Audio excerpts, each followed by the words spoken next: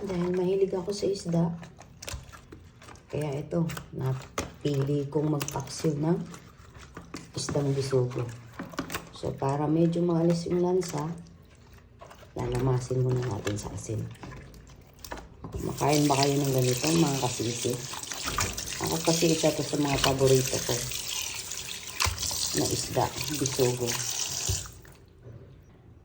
Dahil nga gusto ko yung paksiw, maraming luya. So, dadamihan natin ng lagay ng luya. Bakit kaya hindi na lang ako nagpakulo ng luya? Parang gusto ko luya lang eh. Lasang luya lang. Dapat pala, nagpakulo na lang ako ng luya. Mga kasisi, ganyan lang po. Dapat nilagyan ko po ito ng Lagyan ko po ito ng gulay. Kaso wala naman akong gulay. Huwag muna paksiw-paksiw ko. Walang gulay. Ayan mga kasisi.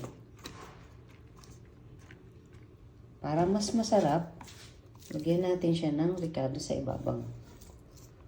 Para mas malinamnam at nakakaubos ng isang kalderong kanin.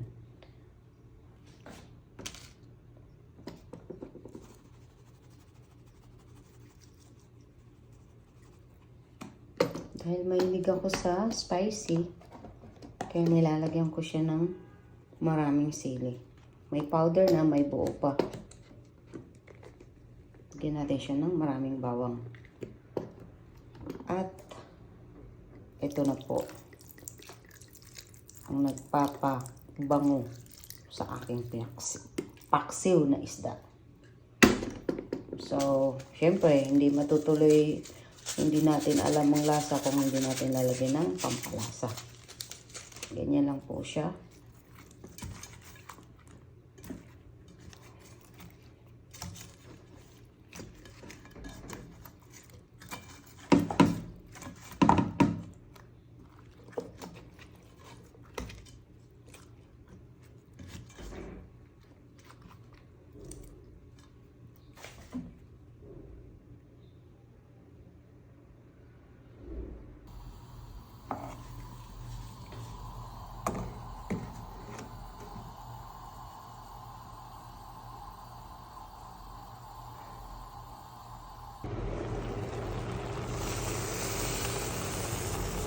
Wow.